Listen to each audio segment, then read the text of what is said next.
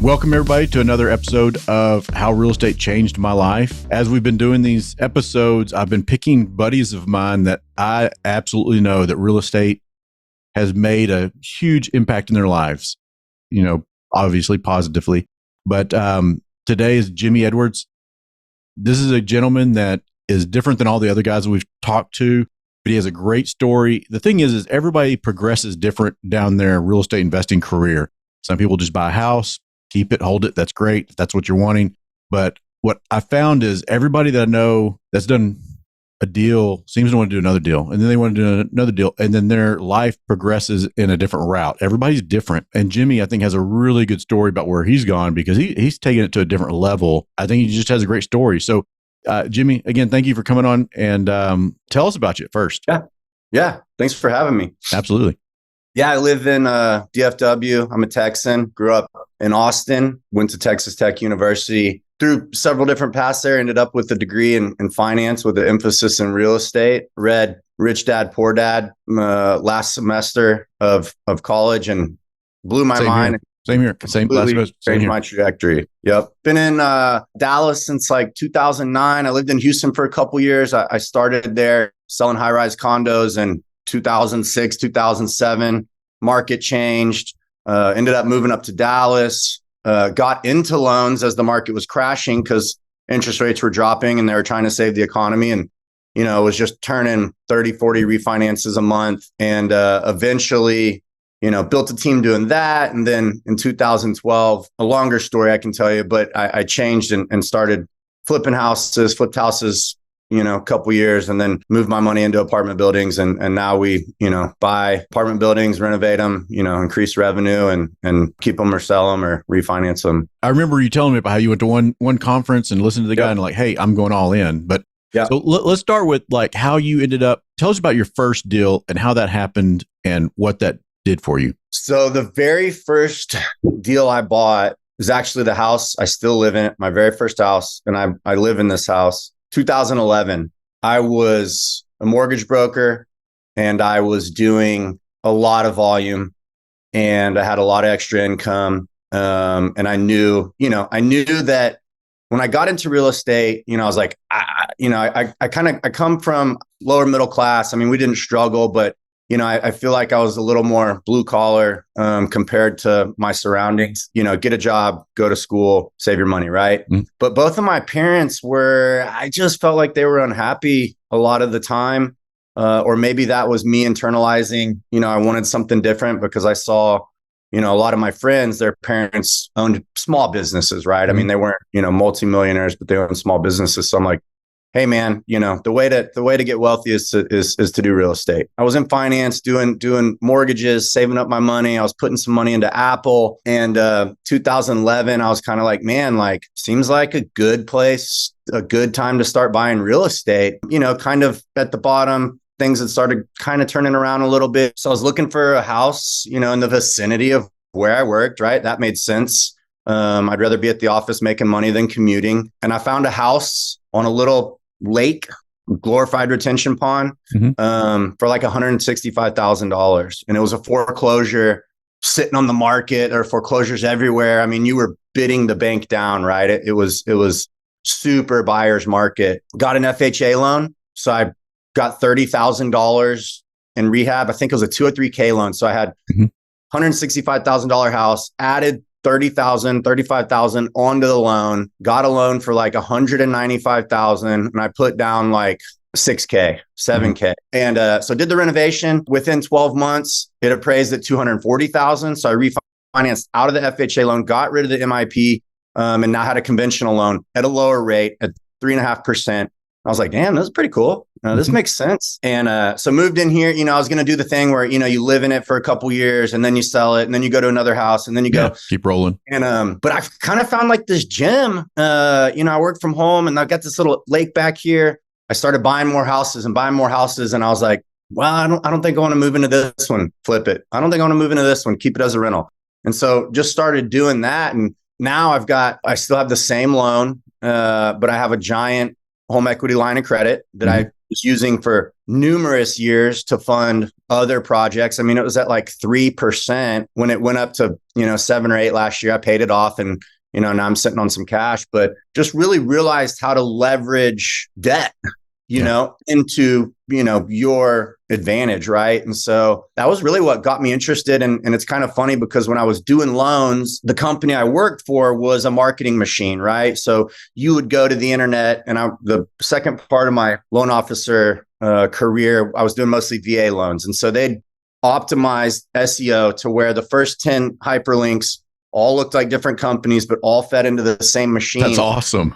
Yeah. And so like we pretty much, monopolized VA loans. And what I found was that, I was really good and I would get buyers, but then they'd go out to the market and realtors would end up switching their lenders or whatever. And so I found realtors that I liked working with in certain markets and then started feeding them leads because they would, they take care of you. They look after you. Take care of it. Right. So we've developed these relationships. And one of the realtors that I worked with in DFW, broker, and I ended up hanging my license there. I got licensed in 2006 and I still am. Don't really use it. But he was in the flipping house business. Right. And so he helped me buy my first house and kind of mentored me through the numbers and all of those things. So like, again, like everything comes back to relationships, right? Like through your journey, you meet people and you help each other out. Mm-hmm. And so that was really what got me started. And, I, for every 4 or 5 houses I would flip, I'd keep one as a rental and was kind of building the machine. And my goal was to get to 40 houses by the time I was 40, right? I did the math backed into like, hey man, I can be 40 years old, not have to work very hard. And life will be good, right? Be pretty easy. Mm-hmm. But then, as you grow, you start to readjust your goals and your ambitions get higher and whatnot. So that was kind of how I started. You're not doing that now, right now, are you? You're doing something different. How did that change? What was the light bulb or the instigator in kind of changing your model? So there's been two very strong pivot points, right? And one of the first one was when I was doing mortgages in 2012. They closed down my branch and I was top producer. I had a team. I mean, we were churning through deals, good deals, 100% financing for veterans. I mean, it was awesome. Closed down the branch through no fault of my own. I got let go. A couple months before that, I'd been putting a lot of money into Apple. I had doubled my money, probably should have sold. Steve Jobs died. It freaking dropped 50%. And so, the stock market hurt me. I got fired from a job I was really good at for no fault of my own. And I said, hey, man, I got to take control of my life. And that's when I went into flipping houses full time, right? So probably flipped 100 houses throughout like 5 years, like 2013 to 2017. That's a lot of houses in a short period of time. Yeah, we were turning them. You're beast mode. Yeah, it was a period of my life when, I was younger and I enjoyed working 24/7 and I had goals to meet and, it was fun and it was, it was what I wanted. And as we grew that business, every year you look at your numbers and you pull back and you say, hey, what's next, right? Like, do we do more homes? Do we do less homes with more margin? Do we start doing new construction? Do we do more higher value stuff? Like, what do we do? And so I think in 2016, we realized, hey, let's do the ones with bigger margin. Because scaling a single family flip business for me was difficult because what was the hardest to control was your rehab crews, right? Mm-hmm. That became the biggest headache, right? So it was like, okay, it's a bottleneck. I can see that. Yeah, a bottleneck. So it's like, okay, in order to make more money, let's do less volume, but higher margins. So we did that. And then the next year I was like, okay, how do we tweak this? And this was like 2017. And I had kind of felt like maybe we were at the height of the market. And so it's like, okay, do we get into doing new construction? Like we can make a lot of money if we build $3 million homes, right? But around that time, we did a flip in a neighborhood that like 8 rehabs came on the market in this little pocket the same weekend. And it was just like, it was almost a competition to see who could lose the most money. It was super annoying. We lost a little bit of money on that deal. I mean, maybe it was like 10, 20 grand. And about the same time, we're looking at how do we progress? New construction didn't feel that attractive because again, if your house is sitting on the market, you're paying the expenses. And then I learned about apartments and it is essentially, one big flip, but if you can control occupancy, then your renters are paying your expenses while you're improving the product, right? And so like my mind exploded. I said, hey, like this is what I want to do. And also to that point, like if the market shifts, I feel like again, like flipping houses becomes more risky if you feel like the market is potentially at the top and going to crash, right? Because then you're sitting there, maybe you got to find a renter, maybe and we would always run the numbers to make sure that like, hey, if we can't flip this, the numbers still need to pencil for a renter, right? But that was kind of the pivot point, right? And so I began selling rentals.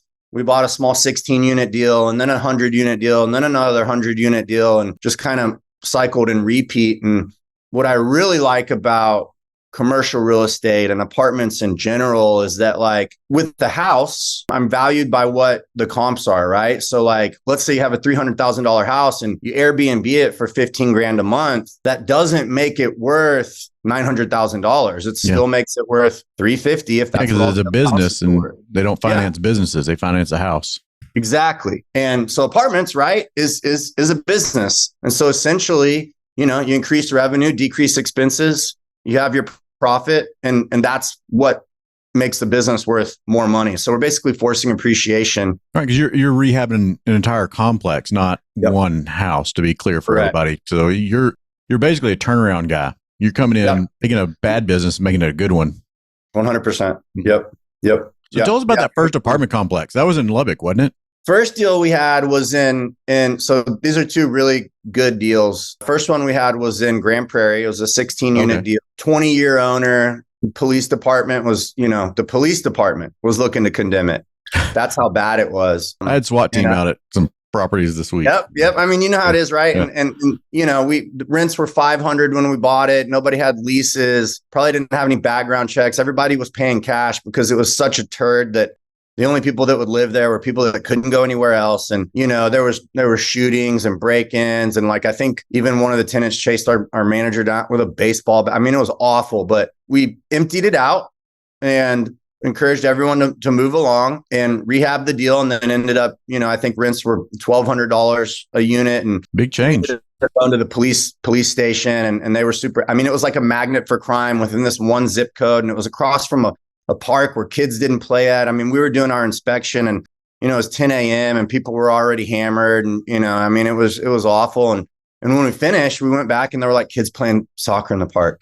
And it was that makes you feel good, I'm sure. It was super You're doing cool. a community service too and making money. Yep. It's a feel good business. And so that was a good deal. The second one we did was a bigger undertaking. It was in Lubbock, Texas, where I went to college. And it was a 100 unit building. It was about 50% occupied. And so it interested us, right? I mean, I was still in that flip mindset of finding physical distress in order to make profit, right? And so we went up there, we got that deal under contract. We did our inspection and found out that the units were in a lot worse shape than what we had anticipated. We had to renegotiate the price on that.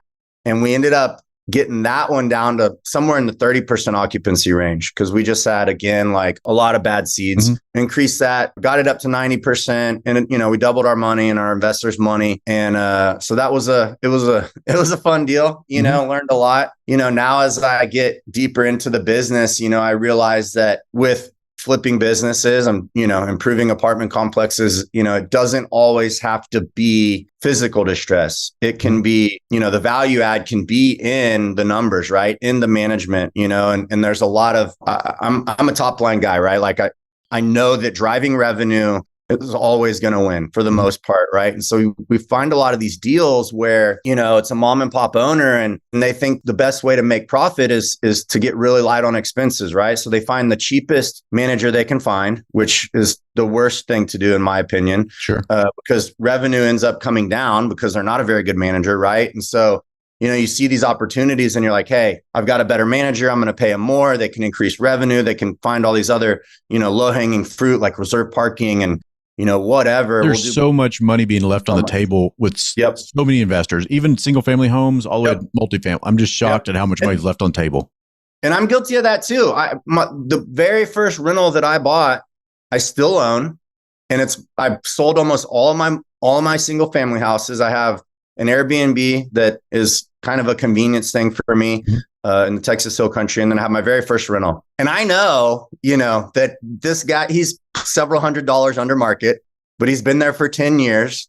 There's some things that he's done maintenance wise. And I'm like, man, I'm probably leaving money on the table on that. But you know what? Let me focus on this. You got bigger things. You got bigger things. Yep. So I'm guilty of it. You mentioned investors. So, we talk all the time about how to buy a single family home, but it's different when you're buying a multi-family apartment complex, because you're not saying, hey, I'm bringing all the money to the table and I'm going to bank ABC and they're going to write me a check for 80%. Like, right. What's the difference between going from single family to multifamily? Because that had to have been a learning experience. It was kind of similar for me when I was doing single family flips. I was good at finding deals, but I was also good at running out of money. Right. And so I would find a deal and I wasn't really a big wholesaler. I like to do the flips. And so I had a lot of friends that were like, hey man, how can I partner with you? And I'm like, you can, put 20 grand down on this $150,000 house and I'll split the profit with you. And so I was doing a lot of flips. And subsequently, when I went into multifamily, I realized that was kind of how the game was played too. Mm-hmm. Right. So, again, you'd find a deal. The lender's going to give you 75, 80% lower in today's market, and you need a couple $1,000,000 to do it. Right. So I'd already started kind of building a database of people who were interested and trusted me and were confident in our ability. And so we kind of did the same thing, right? We'd find a deal, we'd prepare a package and put the numbers together, and then we'd send it out to, a database of people that, we have relationships with who are interested in getting involved in real estate with us. So, there's SEC guidelines you got to follow, and, it's not for everybody, but it kind of followed the same path, right? And, we still put money into the deal, but, mm-hmm. I'm not putting in $3 or $4 million of myself. I would like to do more deals and share the wealth and make other people, returns too. So it's pretty similar. So, we get the whole reason of the podcast is how did real estate change my life? So sum it up for somebody that you're like, hey, I don't know if I want to buy real estate or not. How has it changed your life? Like, is your life different now than it was previously? Yes. I feel like I'm in control mm-hmm. of whatever I want to do. If I want to turn on the faucet, I can ramp up, check out, I can go on vacation. It's been 10 years since I've had a job. I'm probably unemployable at this point. Like people talk about PTO and like, I don't know what that is. Right. Like if I'm going to take a scheduled vacation. Outside of your world. Yeah. Yeah. So, and that's really going back to like what I felt like as a kid and, growing up, I wanted to be free, financially free. Money's not everything, right? But it gives you options. Mm-hmm. And when you have options, that's freedom to me. Right. So, time is, and then, that's one of the resources that we can't get back. Right. So the more time you have, the better your life is. Right. So. Yeah. Okay. Well, that sounds like a pretty good answer. Like you have control of your life and that's the big piece. And then time and effort, you get to choose what you put into and where you put it into. And if you want to check out for 20 days or 10 days or 5 days, you can do that. I've seen you go on some good vacations and go out and have a good time.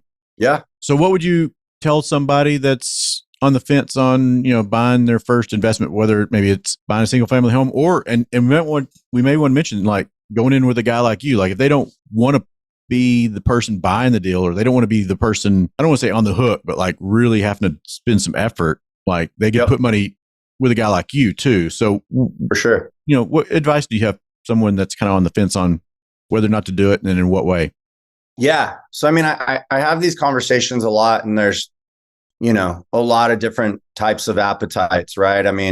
Some people want to chase where we are and get to the point where you're in full control. There's also, I have a lot of friends who, could never walk away from their job. It's too uncomfortable. They like the paycheck, but they do have extra money. And some of them do want to buy houses and accumulate one rental at a time because that's where they see value. And that's their retirement plan, right? Like paying it off and getting the cash flow of 5 houses, that's 10 grand a month plus pension, right? But I've also had a couple friends who've done that and it was too much stress for them. Owning the house was too much stress for them. So I kind of told them what I did and and they sold that house and then put the money in with us. And then it's 100% passive. So, I mean, there's no wrong way to do it. You just have to do it.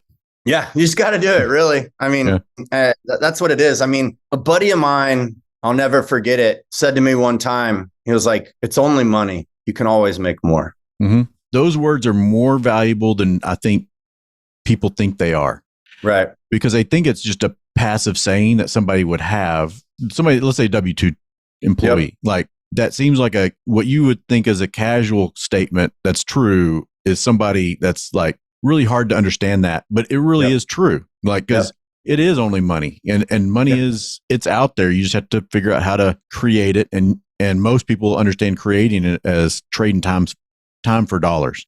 And so they view that money very, very differently than you, who can literally turn a spigot on and create money in a matter of 90 days. And it'd be significant, significant and like more than most people's W-2s. Yep. By turning a spigot on, by saying, hey, we're going to figure out the next deal. Yeah. Yeah. We're going to go find some money. And it's only money. Yeah. You can make more. You can always make more.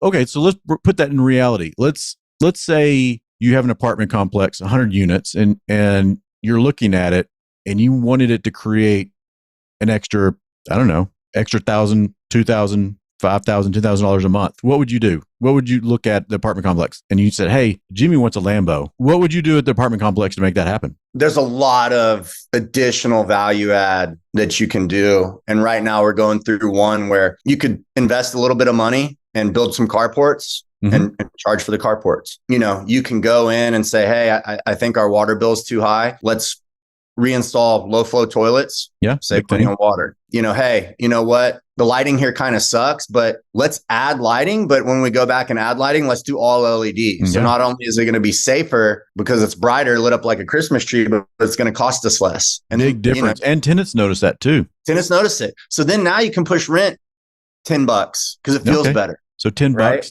times 100 units. Yeah. So I mean, 12 months.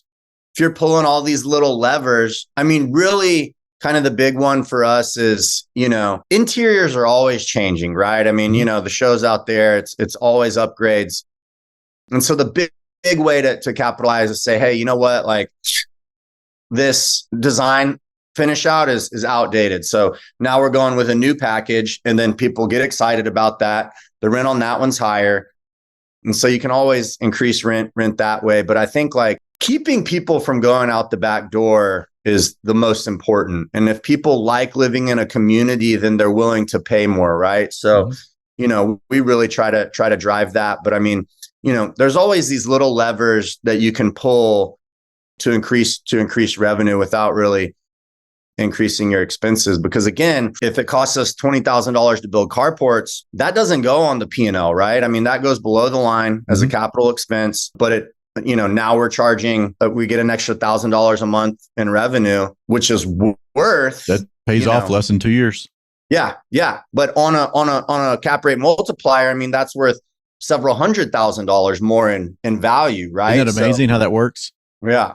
What's next for Jimmy? Man, we sold a lot of deals, 21, 22, had quite a few deals under contract to buy in 2022 and just got crushed by rising interest rates and had to walk away from a couple of deals and really just been managing our current portfolio. It's hard to get deals to kind of pencil right now. I think a lot of sellers are kind of waiting for rates to come back down. I mean, it's tricky, but there's still deals out there, been kind of looking more towards the future of rebuilding the portfolio, rebuilding the team and having the right people in the right seats that, allows everyone to do their superpower. I mean, we kind of bootstrapped it, the past 10 years. And so, I want to scale again, but like every time we pull back the curtains and say, hey, how are we going to do better this year is really just, rebuilding. Cause it's slow right now. We haven't hit the black hole. That's yet to be seen. Yeah. But there's going to be another expansion. And when we go into another expansion, I want to have all the right people in the right seats so that we can just crush it again. And then, probably on a 5 to 7 year trajectory, start selling before top of the hill starts coming down. And then reevaluate at that point. And yeah. So right now we're July of 2023. So that's kind of where we're at. So if anybody's listening to this in the future and they're looking back saying, "Hey, Jimmy was prophetic. He was a genius." But that where we're sitting right now is we've got rates that are much higher than they were a year, 2 years, 3 years ago, but not crazy historically. When it comes to, like you said, on the apartment complexes being a business in the way they're financed, it makes it difficult to pay top dollar. So you got people sitting on these apartment complexes that maybe they want to sell it or need to sell it, but they don't want to drop the price to make it work for guys like you to purchase. Right. So now we're kind of like sitting back waiting to see what's going to give first, the seller or the buyer. And then we're just kind of waiting to see. I played golf with a guy a few weeks, or I guess it was a month or two ago, and they have a substantial multifamily portfolio. I mean, like substantial. He said, "Yeah, we refinanced everything we had, 3.25. I want to say he had like 27 apartment complexes across multiple, and they're sitting on well into the 8 figures.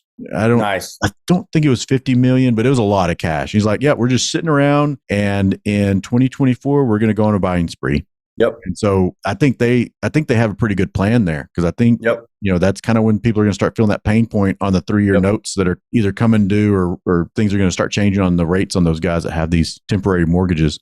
Yep.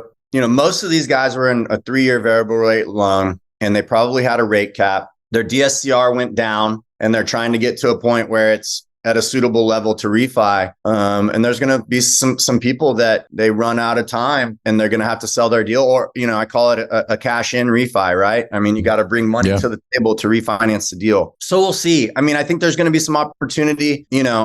Again, a lot of things can change within a year. I mean, we have an election year next year. That's going to be crazy. It doesn't matter who's running. It doesn't matter. They just reinstituted student loan payments, which could be, the straw that broke the camel's back and pushes us into a black hole. I mean, I think usually after rate hikes, you don't see the pain for a while. So, I mean, 2024 could be crazy, and I think there's going to be opportunity. So yeah, and that's something interesting is to somebody that's not in real estate, they'll come to me and say, "Hey, how are you doing?" Like, "I'm doing great. What are you talking about?" I'm like, "Well, I saw the, houses are moving slower, rates are high." I'm like, "My business is great in a bad market. It's great in a sideways market. It's great in an up market. It's always opportunity." And when housing gets rough, as far as like purchasing, rent rates go up. My business does Rockstar, and it's a recession resistant type of business, which is, if you play your cards right, yours is too. So that's one thing I love about our industries. It doesn't matter what the market does. I mean, you have to adjust your business model, but you can do it up, down, sideways, up, whatever. And I think that a lot of people the difference is that we play the game based on more of a longer haul, right? And there's a lot of people out there that they basically play hot potato, right? I mean, they buy a house based on the fact that the market is hot and it's going to appreciate, right? So they're buying a house in 2017 and they plan to sell it in 2019 and make 30 grand. That's a dangerous game. It's a very dangerous game. It's a gamble. That's what everybody thinks we do. That's what they think we do. We're buying opportunities that a lot of times we see it as a discount, right? Because someone else fumbled. We know how to increase the value and play the game. But, I think a lot of people who stumble is, they buy at the top and they're like, "Oh man, real estate values are coming down." Like, I see these headlines and I don't even pay attention to them. It's like, real estate prices in DFW are falling. And it's like, it's falling by 0.1%, but it's still positive growth. And they have to sell newspapers. You know what I mean? So it's like, and it's like, okay, like, maybe your $300,000 house is worth $290 today, but I mean, big deal, right? If you bought it right, I mean, you're gonna be okay. So you're doing it for the long term. Prior episode is Andrew Postel. I don't know if you, I think you know him. He's a baller. Yeah, and he talks about his first real estate investments, like losing, I want to say it was 75. It was a huge percent of value because it was Florida, townhome, condo, something like that. But he never lost money. Right. And you look at him, you're like, well, you went down 50, 75% in value right after you bought it and you never lost money. He's like, no, because I didn't sell it. I just held it and it paid for itself and it made me money and it worked out. Yeah. So it's that long-term vision that people have to be a winner. Yep. But I really appreciate what you've you've shared with everybody here. And I think my takeaway is I want people to understand that A, there's a lot of different ways to make money in real estate, and B is, it's passive or it's involved. And you actually do provide a way for somebody to say, hey, I've got 50 grand.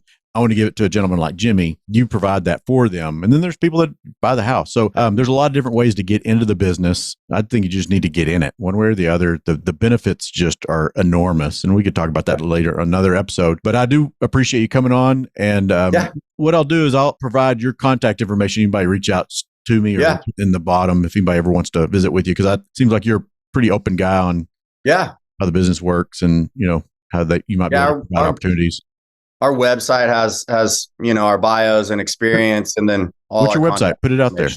It's highfivemultifamily.com, spelled out HIGHFIVE multifamily.com. It's got bios and past deals, and then also contact us and get in touch, and we'll have a conversation. And I've loved watching your journey too. So it's fun to watch that, because when you said I'm going all in, I knew you were going to be successful. I knew it was just. I wanted to watch it. I wanted to see how it all went through, because so many people say they're going to do it and either they don't or they just misfire or something. And man, you executed it good from thank you. Well, you're a smart guy. I mean, you got a smart team. Appreciate that. Yeah, you are. Yeah. So anyway, I appreciate it. And everybody, thank you for listening to another episode. And I really hope y'all get a lot of value out of this, and feel free to reach out to Jimmy or I, and we'd love to help y'all out.